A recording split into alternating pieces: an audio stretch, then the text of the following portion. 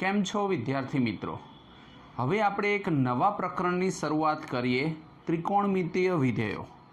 તમે ધોરણ 10ની અંદર થોડુંક એવું જે ત્રિકોણમિતિની અંદર જ્ઞાન છે એ મેળવ્યું, બરાબર? એટલે કે શરૂઆત કરી. તો હવે પછી આપણે એના આગળના સ્ટેપને શીખીએ. જેમ કે શરૂઆતની તમે જ્યારે શરૂઆત કરી ત્યારે ક્યાંથી શીખ્યા હતા તો જોઈએ. ત્રિકોણમિતીય વિધેય. તો સૌપ્રથમ આપણને એવું શીખવાડ્યું હતું સાઇન થીટા. સાઇન થીટા બરોબર 1/, કોસેક થીટા. બરોબર, આ એકબીજાના વ્યસ્ત હોય અને જો તમે sine theta into cosec theta કરો એટલે શું થઈ જાય? 1 થઈ જાય. બરોબર.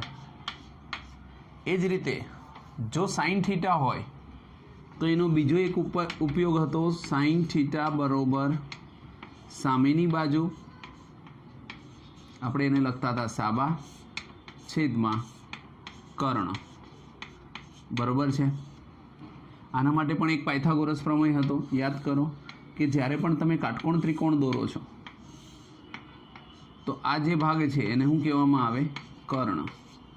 અહીંયા જો થીટા લીધો હોય તો એની સામેની બાજુ આ થાય સાબા અને પાસેની બાજુ આ થાય. બરાબર. જો થીટા અહીંયા હોય તો સામેની બાજુ આ થાય અને પાસેની બાજુ પેલી થાય. આ રીતનું તમે સાઇન થીટાની અંદર સામેની બાજુના છેદમાં કર્ણ લેતા હતા. બરાબર. એ જ રીતે સાઇન થીટા પછી આપણે પાસે આવે કોસ થીટા. કોસ થીટાનો વ્યસ્ત થશે સેક થીટા, એટલે આપણે શું લખીએ? 1/sec theta. બરાબર. સેક થીટા બરાબર 1/cos થાય.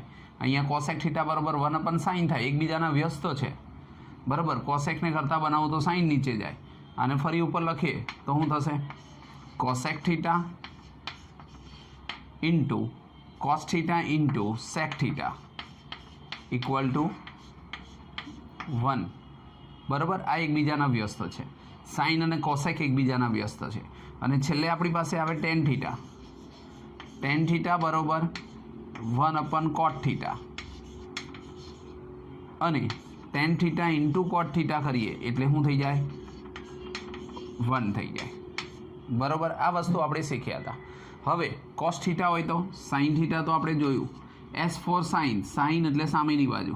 એ રીતે કોસ થીટા કરશો તો કોસ થીટાની અંદર શું આવશે? તો કે પાસેની બાજુ ના છેદમાં કર્ણ. બરાબર.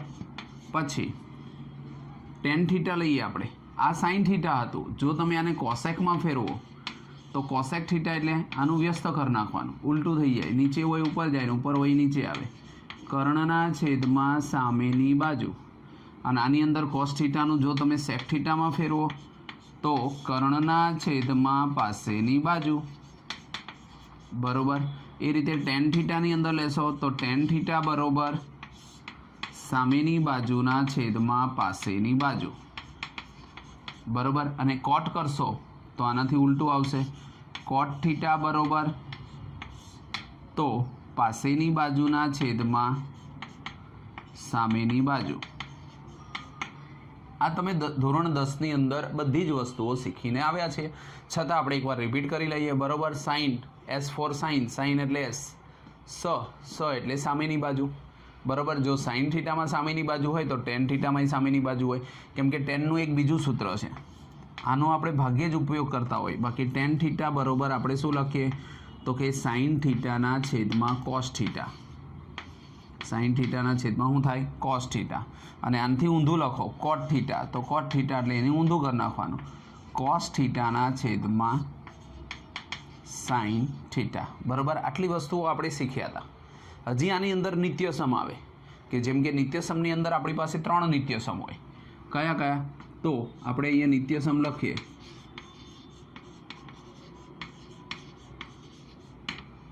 આ જે સૂત્રો આજે લખાવું છું, આપણે લેક્ચરની અંદર જે સૂત્રો આવશે એ તમારે જ્યાં સુધી તમે ભણશો મેથ્સની અંદર ત્યાં સુધી આ બધા જ સૂત્રો હવે અમારે કન્ટિન્યુ ચાલશે.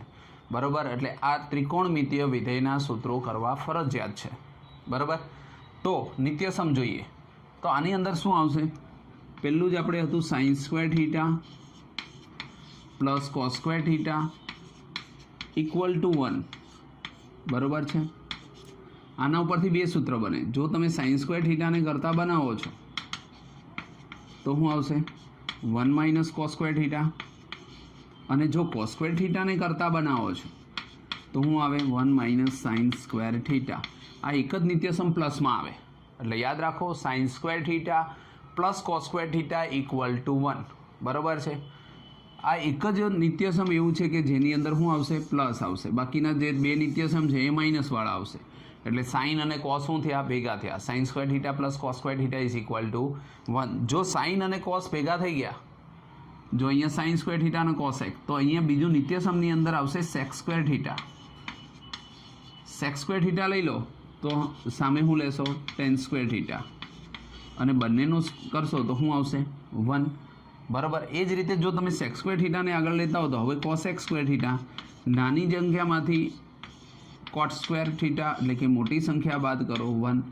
આ બંને નિત્યસમ થઈ ગયા. જો આ ઋણવાળા આવ્યા એમાં સેક અને કોસેક આ બંનેને આગળ રાખવાના, અને minus tan square theta cosec square minus cot square theta.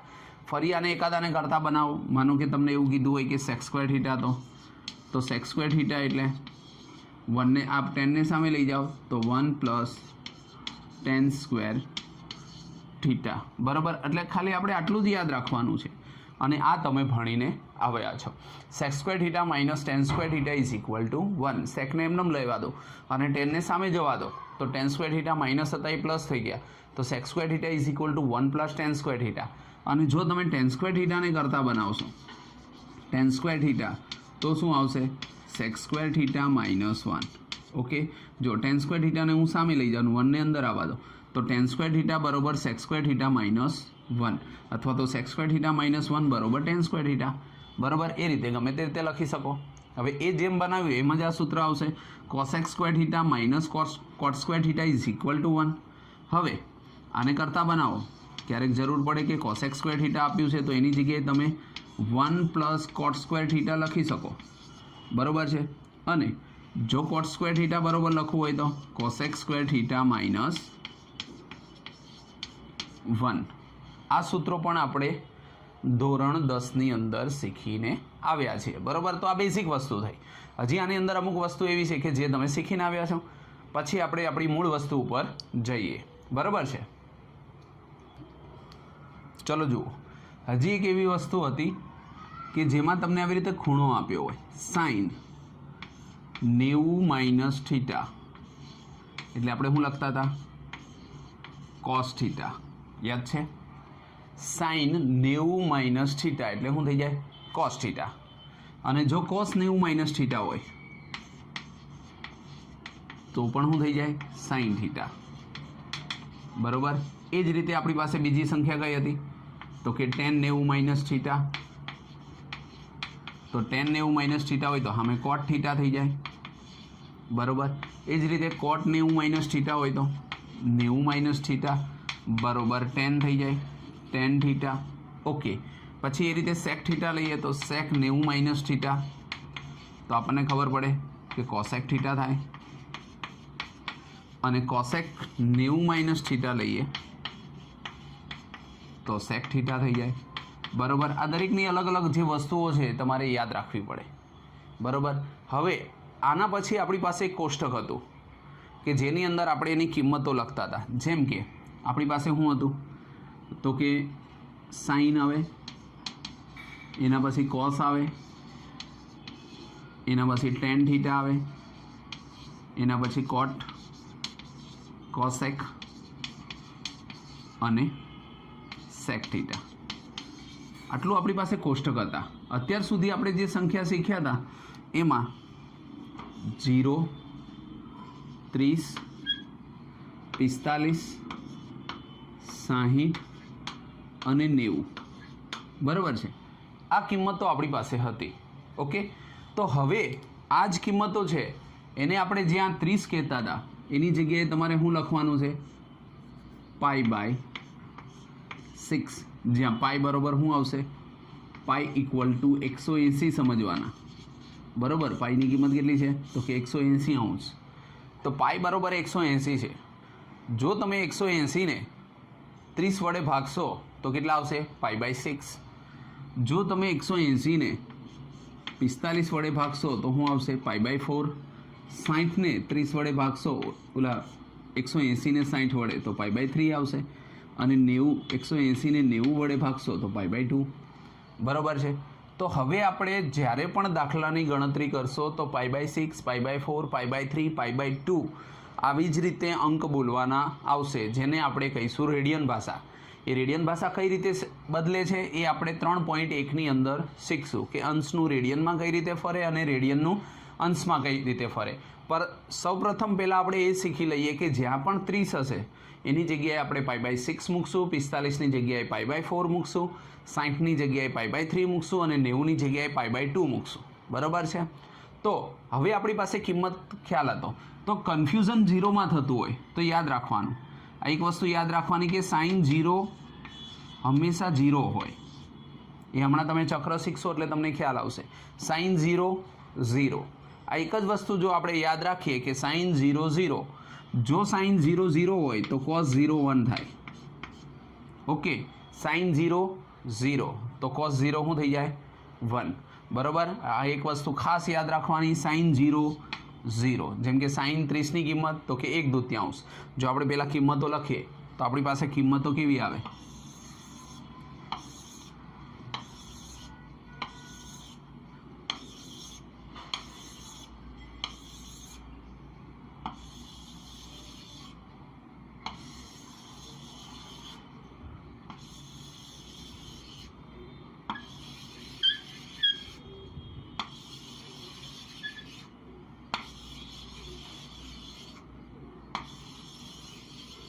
ચલો જુઓ. તો હવે આપણને એવું કીધું છે સાઇન 30. આપણને સાઇન 30ની કિંમત ખાસ યાદ હતી, 1/2. બરાબર. 45ની કિંમત હતી 1/√2 અને આની કિંમત હતી √3/2. બરાબર. આટલી વસ્તુ તો આપણને આવડતી જ હોય. તમને જો એક સાઇનની કિંમત આવડે તો બધાની જ કિંમત આવડી જાય. સાઇન 30ની કિંમત તો 1/2, સાઇન 45 તો 1/√2 અને સાઇન 60 તો √3/2. એટલે કે સાઇન π/6, π/3 અને π/4. બરાબર. એ ત્રણની કિંમત આપણી પાસે છે. હવે જ્યારે તમે સાઇન 30ની કિંમત જે હોય ને એ જ કોની કિંમત હોય? કોસ 60ની કિંમત હોય. અને સાઇન 60ની કિંમત હોય ને એ કોસ 30ની કિંમત હોય. બરાબર. એટલે આ રીતે યાદ રાખવાનું. સાઇન 30ની કિંમત હોય એ કોસ 60ની કિંમત હોય. જો સાઇન 30 એ જ કિંમત કોની છે તો કે કોસ 60ની કિંમત છે. અને સાઇન 60ની કિંમત હોય એ જ કોની હોય? 30ની કિંમત હોય. જ્યારે 45 તો બંનેમાં સરખી હોય. ઓકે. બરાબર. આ રીતે તમે સાઇન અને કોસ લાવી શકો. હવે ટેન તો ઇઝી છે. ટેનનું સૂત્ર શું હતું તો કે ટેન થીટા બરાબર સાઇન થીટાના છેદમાં કોસ થીટા. બરાબર. સાઇન થીટા કેટલા તો કે 1/2. કોસ થીટા કેટલા? √3/2. 2 ગયા. અહીંયા કઈ કિંમત આવશે? 1/√3. અહીંયા બંને એક સરખા ઉડી ગયા અને અહીંયા નીચે 2 ઉડી ગયા તો શું આવશે? √3. એમનેમ બી યાદ રહે, 1/√3, 1 અને √3. તો આ 10ની કિંમત થશે 30, 45 અને 60. π/6, π/4 અને π/3. થોડીક પ્રેક્ટિસ કરશો એટલે તમને આવડી જશે. બરાબર. હવે કોટ, તો 10નો વ્યસ્ત કોણ હોય? કોટ હોય. એટલે આ જે સંખ્યા હતી આપણે 10ની યાદ રાખવી પડે. 30ની કિંમત કેટલી તો કે 1/√3.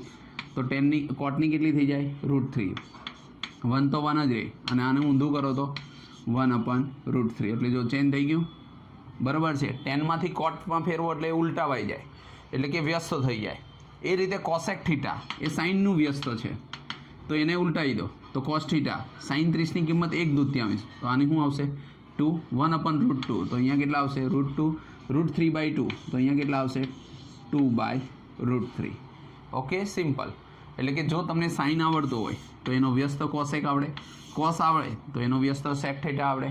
હવે કોસ થીટા કોસ 30 એટલે √3/2. તો આનું ઊંધું કરો તો 2/√3.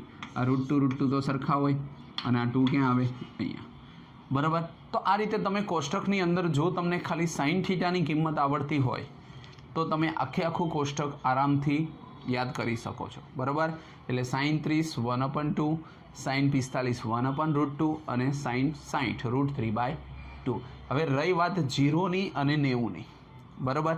तो आ पण सिंपल है। फरी याद करो साइन 0 0 साइन 0 की किंमत हमेशा शू आवशे 0 आवशे। याद रखो साइन 0 0 याद रखवानुं बराबर। जो साइन की किंमत 0 होय त्यारे कॉस की किंमत शू होय 1 होय बराबर।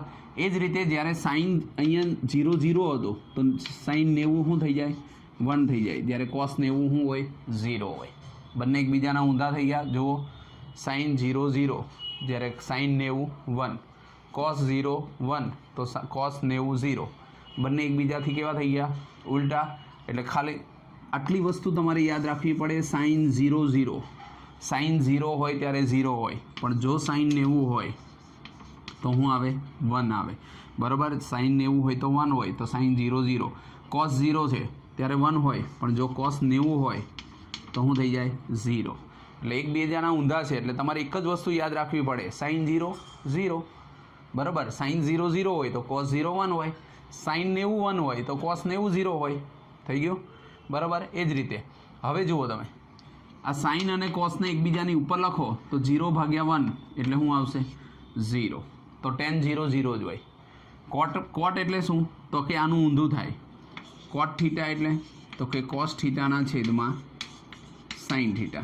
अब 0 0 मूकवा है तो जो cos थीटा की किंमत के 1 साइन 0 छेद में गमे त्यारे 0 आवतो होय तो ये संख्या क्यारे पण शक्य बने नहीं।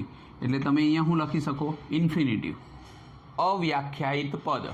शुं कहेवामां आवे अव्याख्यायित पद बराबर। एटले के एनी किंमत मळे नहीं। ख्याल आव्यो। कोईपण संख्याना छेदनी अंदर 0 क्यारे पण शक्य होय नहीं। एटले छेदमां ज्यारे पण 0 आवशे त्यारे शुं बनशे अव्याख्यायित पद। हवे कोसेक थीटा लई लो साइन 0 0। हवे मानो के आवुं होय साइन अंदर शुं आवे तो कि साइन थीटा साइन 0 बराबर शुं छे 0 छे। साइननुं व्यस्त कोण कोसेक थीटा एटले 1/छेदमां साइन थीटा थई शके आवुं। हवे जो साइन की किंमत 0 होय तो 1/छेदमां तमे 0 लखो तो आ पण केवुं आवशे इन्फिनिटिव आवे एटले कि अव्याख्यायित पद आवे। हवे कोनो वारो आव्यो सेक थीटानो। सेक थीटा एटले शुं तो कि 1/छेदमां cos थीटा। आ बधुं लखવું ना पड़े आ तो पछी तमने आवड़शे डायरेक्ट। cos थीटा की किंमत केटली 1 तो 1/1 1/1 बराबर शुं आवशे 1 तो आनी किंमत शुं आवी 1। तो आ तो याद राखवा माटे छे कि तमने खाली साइन अने cos ની किंमत आवड़ती होय तो आ किंमत तमे गमे त्यारे डायरेक्ट लखी शको बराबर। जेटली प्रेक्टिस करशो एटली वस्तु आ तमने जल्दी आवड़शे अने आ शीखवी जरूरी है बराबर है। आ नहीं आवड़े तो आगळना संकलन विकलन अनियत संकलन आ बधी ज वस्तु आना उपरथी चालू थशे। एटले आ तमारी बेसिक वस्तु है आ तमने आवड़वी जरूरी है। गमे तेम करीने तैयार करवानी ओके। थोड़ी थोड़ी टेक्निक अंदर वापरो तो तमने याद रही जाए। हवे फरी जुओ अहींया शुं आप्युं छे टेन थीटा एटले शुं साइन बाय कॉस। तो जो साइन की किंमत केटली 1 कॉस की किंमत 0 तो त्यारे शुं थई जाए इन्फिनिटिव। ज्यारे ऊंधું करो तो कॉट एटले शुं cos थीटाना छेदमां साइन थीटा। आपणे 90 ની વાત કરીએ છીએ cos थीटाना छेदमां साइन थीटा। cos थीटा एटले કેટલા 0 0 ના છેદમાં 1 લખો 0 ના છેદમાં 1 તો 0 થઈ જાય તો આ પદ શું આવશે 0। જો જ્યાં ઇન્ફિનિટિવ થતું હતું ત્યાંની કિંમત શું થાય છે 0 અને જ્યાં 0 થતી હતી ત્યાં શું થાય છે ઇન્ફિનિટિવ બરાબર। ફરી જુઓ cosec थीटा तो cosec थीटा એટલે શું તો કે 1/sin 90 ની કિંમત જોવાની છે તો cosec थीटा 1/sin sin 90 કેટલા હોય 1 હોય તો અહીંયા શું આવશે 1 કેમ કે છેદમાં 1 લખો 90 ની કિંમત sin 90 1/1 એટલે એક જ આવે બરાબર। જ્યારે sec थीटा ની અંદર જુઓ તો ઊંધું થઈ જાય। sec थीटा ની અંદર શું છે તો કે 1/cos cos ની કિંમત કેટલી 0 1/0 તો અહીંયા શું આવશે ઇન્ફિનિટિવ એટલે કે અવ્યાખ્યાયિત પદ। આ રીતનું કોષ્ટક તમને આવડવું જોઈએ। ખાલી એક જ વસ્તુ યાદ રાખવાની કે છેદની અંદર જ્યાં પણ 0 આવતો હોય તે અવ્યાખ્યાયિત પદ બનશે બરાબર। આ કોષ્ટક તમારે તૈયાર કરવાનું રહેશે।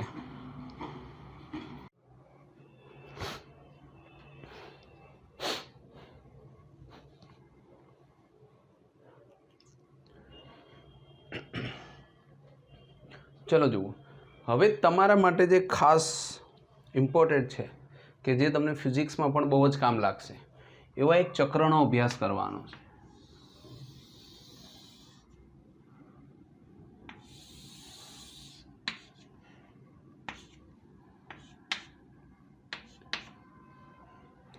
ચલો જોઈએ.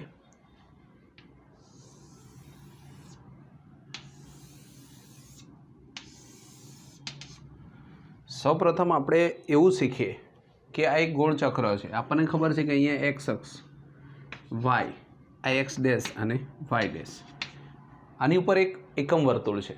અત્યાર લગી તમે જે શીખ્યા ને એ અહીંયાથી અહીંયા સુધી હતા. જેમ કે અહીંયા શું હોય, 0 હોય, અહીંયા કેટલા હોય, 90, અહીંયા આવો તો કેટલા થાય, 180. જોઈ લો, અહીંયા તમે જુઓ આ કાટકોણ ત્રિકોણ બને 0 થી અહીંયા સુધી. આ ખૂણો બન્યો કેટલાનો બન્યો, 90.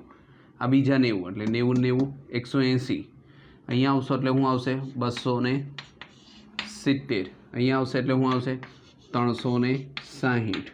બરાબર. આ જે સંખ્યા હતી આપણને ખબર હતી કે એક વર્તુળ આપણે પૂર્ણ કરીએ એટલે 360 અંશ થાય. બરાબર. 0 થી 90, 90 થી 180, 180 થી 270 અને 270 થી 360. તો હવે આને આપણે રેડિયન ભાષામાં બતાવવા પડે. રેડિયન ભાષા એટલે અહીંયા તો 0 છે જ, અહીંયા જે 90 હતા એને શું કહેવામાં આવે, π/2. અહીંયા જે 80 હતા એને શું કહેવામાં આવે, પાઈ. અહીંયા 270 હતા એને શું કહેવામાં આવે, તો કે 3π/2. બરાબર. જો ન ખબર પડતી હોય તો શું કરવાનું, 3 × 180/2, 2 વડે ભાગી નાખો, 90, 9 તારી 27 થઈ ગયા 270. 360 એટલે 180 ને 2 વડે ગુણો એટલે કે 2π. ઓકે. તો યાદ રાખો આ બાજુ જે આવશે એ હંમેશા બેકી સંખ્યા આવશે. 0 પછી 2π પછી 4π પછી 6π 8π, એ રીતે બધી પ્લસ સંખ્યા, બધી બેકી સંખ્યા આવશે. આ બાજુ જશો એટલે π પછી 3π, આગળ જશો તો 5π. ઓકે. એ રીતે હવે અહીંયા જે વસ્તુ આવે, અહીંયા π/2 છે, અહીંયા 3π/2 છે. 4 4નો જો તમે ઉમેરો કરતા જાઓ તો π/2 માં 4 ઉમેરો 5π/2, 4 ઉમેરો 9π/2. આ રીતના ચાલે. એ જ રીતે અહીંયા 3π/2 છે, 4 ઉમેરો છો 7π/2, 11π/2. આ રીતે ચાલશે. બરાબર. એકદમ સિમ્પલ રીતે પહેલાં આપણે એને શીખીએ. બરાબર. ફરી જોઈએ આપણે કે આપણને આપેલું છે 0, 90, 180, 270, 360. આ રીતે 9ના ગુણકમાં તમારે ઘડિયા ચાલ્યા જ કરે. પણ એની જગ્યાએ હવે તમારે પાઈ, અહીંયા 0 હોય, 0 થી π/2, π/2 થી π, π થી 3π/2, થી 2π. એ રીતે તમે આખું ચક્ર ફર્યા જ કરો. આની અંદર 2π ની અંદર ફરી π/2 ઉમેરો એટલે 5π/2 જ આવે. જુઓ 2π એની અંદર π/2 એટલે કે 90 ઉમેરો તો આ આવશે. જોઈ લો તમે તો કે 2π પ્લસ π/2. 2 દુ 4 ને 1 5 એટલે કેટલા આવશે, 5π/2. બરાબર. એમાં પાછા 90 ઉમેરશો એટલે અહીંયા 3π આવશે. 90 ઉમેરશો એટલે 7π/2. 90 ઉમેરશો એટલે 4π. પાછા 90 ઉમેરશો તો 9π/2. આ રીતે ચક્ર ચાલ્યા જ કરશે. બરાબર છે. અત્યાર સુધી તમે ખાલી શું જોયું હતું, અહીંયાથી સુધી અહીંયા સુધીનું જ જોયું હતું, એટલે કે પહેલું ચરણ. તો ખાલી તમારે પહેલા ચરણની જ તમારે વાત થઈ હતી. બરાબર. હવે તમારે બીજું ચરણ, ત્રીજું ચરણ અને ચોથું ચરણ, આ 4 ચરણનો અભ્યાસ કરવાનો છે.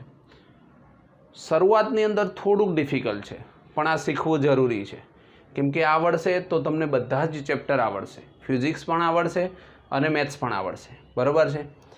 હવે આપણે આગળ જોઈએ તો આપણને શું કીધું છે કે આ પહેલું ચરણ. તો પહેલા ચરણની અંદર આપણે જોઈએ તો sine theta, cos theta, sec theta, cosec theta, cot theta અને ટેન થીટા, એટલે કે 6 એ 6 વિધેય બધા જ ધન હોય. એટલે કે આનું મૂલ્ય ગમે ત્યારે તમને પહેલા ચરણમાં આપેલું હોય તો એ બધા જ તમને કેવા મળશે, ધન મળશે. બરાબર. પહેલા ચરણની અંદર કેવો હોય, ધન હોય. એના માટેનું એક સ્લોગન છે, ઓલ એસ ટી અને સી. બરાબર. ઓલ એટલે બધાય. આ ચરણની અંદર 0 થી 90 ની વચ્ચે, એટલે કે પહેલા ચરણમાં હંમેશા આ 6 માંથી કોઈ પણ વિધેય આપેલું હોય એ હંમેશા ધન જ હોય. Okay right. બરાબર. આ ઓલ એસટીસી એટલે શું, તો કે ઓલ સચિન તેંડુલકર એવી રીતે પણ યાદ રાખી શકો. All Sachin Tendulkar, all STC. Okay, હવે આ પહેલું ચરણ છે, આનું તમે શીખી ગયા, યાદ કરો. હમણાં જ મેં તમને સૂત્ર લખાવ્યું, સાઇન 90 માઇનસ થીટા એટલે શું થઈ જાય? કોસ થીટા થાય ને. તો આ પહેલું ચરણ હતું. જો 90 માઇનસ થીટા એટલે આ પહેલું ચરણ થાય. 90માંથી એકાદો ખૂણો ઓછો, 90થી અને 0ની વચ્ચે એટલે 90 માઇનસ થીટા થાય. બરાબર છે. 90માંથી કોઈક ખૂણો ઓછો કરો એટલે તમને કયો મળે? પહેલો ખૂણો. એટલે કે 0 અને 90ની વચ્ચે જે આપેલા હોય એ બધાને પહેલા ચરણમાં કહેવાય. અને પહેલું ચરણ લખવું હોય તો જો તમે લખો તો આવું લખાય, 0 કરતાં થીટા. થીટા એટલે હું? ખૂણો. પછી એ કોઈ પણ 45નો હોઈ શકે, 30નો હોઈ શકે, 60નો હોઈ શકે. આ ખૂણો. ખૂણો એટલે 0થી ને કોઈ પણ ખૂણો. થીટા એટલે એનો મતલબ શું થાય? ખૂણો. બરાબર. તો અહીંયાનો જે ખૂણો હશે એ કેવો આવશે? તો કે 0 કરતાં મોટો હશે અને 90 કરતાં નાનો. 0થી 90ની વચ્ચે હોય એટલે એને પહેલું ચરણ કહેવાય. એટલે તમને આવું લખેલું હશે 0 થીટા 90, પણ આની જગ્યાએ હવે રેડિયન ભાષા લખેલી હશે. એટલે હવે તમને શું લખેલું હશે? તો કે 0 થીટા π/2 થઈ ગયું. તો આને પહેલું ચરણ કહેવાય. અને પહેલા ચરણની અંદર ઓલ એટલે બધા જ વિધેયો ધન હોય. એટલે તમને રકમમાં હવે આવું બાજુમાં લખેલું હોય એટલે તમારે સમજવાનું કે આ પહેલું ચરણ છે. બરાબર છે. ચલો ક્લિયર. હવે બીજા ચરણમાં જઈએ તો અહીં હું આપ્યું હતું S. એસનો મતલબ શું થાય? સાઇન. એનું વ્યસ્ત હું? કોસેક. બરાબર. તો આ બે જ વિધેય છે ને એ 0 કરતાં મોટા હોય. બાકી તમને એવું કીધું હોય કે બીજા ચરણમાં, બીજું ચરણ કઈ રીતે લખાય? તો કે π/2 કરતાં ખૂણો મોટો હોય અને પાઈની વચ્ચે હોય. જો એટલે કે 90 કરતાં મોટો હોય અને 180ની વચ્ચે હોય. તો આ રીતનું જ્યારે આપેલું હોય ત્યારે આને બીજું ચરણ કહેવાય. કેવું ચરણ કહેવાય? બીજું ચરણ. અને બીજા ચરણની અંદર બે જ ધન હોય. જો આની અંદર તમને કોઈ 10ની કિંમત આપી હોય તો એ ઋણ આવે એટલે કે 0 કરતાં નાનું આવે. બરાબર. પછી કોટ આપ્યો હોય તો પણ 0 કરતાં નાનો આવે. અને સેક આપેલો હોય તો પણ 0 કરતાં શું થાય? નાનો આવે. એનો મતલબ કે તમારી પાસે બે જ વિધેય એવા હોય કે જે ધન આવે. બરાબર. કયા ચરણમાં? બીજા ચરણમાં. એટલે આ બીજું ચરણ થયું. બીજા ચરણમાં સાઇન અને કોસેક બે જ ધન હોય. All S. હવે ટી એટલે કોણ? તો કે ટેન થીટા. ટેન થીટા અને કોટ થીટા અને કોટ થીટા આ બે જ ધન હોય. બાકીના બધા વિધેય કેવા હોય? જેમ કે sine theta, cos theta, sec theta અને કોસેક થીટા. બરાબર. આ ઓલ બધા ઋણ જ હોય એટલે કે 0 કરતાં નાના હોય એટલે બધા ઋણ જ આવે. બરાબર. આ બે જ ધન હોય. આ બે જ વિધેય કેવા હોય? ધન હોય. કયા ચરણની અંદર વાત કરી? ત્રીજા ચરણમાં. ત્રીજા ચરણ આપ્યું હોય તો આપણને શું આપ્યું હોય? 180 કરતાં મોટો ખૂણો અને 270ની વચ્ચેનો ખૂણો. તો આવી રીતે આપ્યું હોય. આવું તો ના આપ્યું હોય પણ આમ આપ્યું હોય π થીટા અને 3π/2. જો આની વચ્ચેનો ખૂણો આપેલો હોય તો તમે કહી શકો કે આ ત્રીજા ચરણમાં છે. બરાબર. ત્રીજું ચરણ કઈ રીતે ઓળખાશે? પાઈ કરતાં ખૂણો મોટો અને 3π/2 એટલે કે 180 અને 270ની વચ્ચેની કિંમત આપી હોય. હવે ધારો કે તમને એવું આપ્યું હોય કે 210 તો તમને ખબર પડે અહીંયા લગી 90 હોય, અહીંયા લગી 180 હોય. અહીંયાથી આમ કરો તમે. શરૂઆતમાં જ્યારે માપતા હતા ત્યારે અહીંયા કોણ માપક મૂકતા હતા, અર્ધચંદ્રકાર. બરાબર છે. અને એની ઉપરથી આપણે ખૂણો માપતા હતા. એ ખાલી આપણને 0થી 180 જ બતાવે. પણ જ્યારે અહીંયાથી અહીંયા લગીનો ભાગ માપવાનો હોય તો 180થી 270ની વચ્ચે આવે. બરાબર છે. રાઈટ. એટલે તમને આવું આપ્યું હોય પાઈ કરતાં થીટા મોટો અને થીટા કરતાં 3π/2. તો આને કહેવામાં આવે ત્રીજું ચરણ. બરાબર. હવે ચોથા ચરણની વાત કરીએ તો ચોથા ચરણની અંદર આવે 270, એની કરતાં થીટા મોટો અને 360. બરાબર. તો 270 એટલે કેટલા? તો કે 3π/2. એની કરતાં થીટા મોટો અને 2π એટલે 2 × 180 એટલે 360. તો આવું ગમે ત્યારે આપ્યું હોય તો તમારે સમજવું પડે કે આ કયા ચરણમાં હોય? ચોથા ચરણમાં હોય. બરાબર છે. એટલે ચરણ જ ઓળખવાના છે. અહીંયા 0 હોય, અહીંયા π/2 હોય, અહીંયા π હોય, અહીંયા 3π/2 હોય ને અહીંયા 2π હોય. बराबर। એટલે 3π/2 કરતાં આમ આપ્યું હોય એટલે સમજવાનું ચોથું ચરણ છે। 0 થી π/2 આપ્યું હોય તો પહેલું ચરણ છે, π/2 કરતાં મોટું આપ્યું હોય તો બીજું ચરણ છે, પાઈ કરતાં મોટું હોય તો ત્રીજું ચરણ, અને 3π/2 થી મોટું હોય તો ચોથું ચરણ।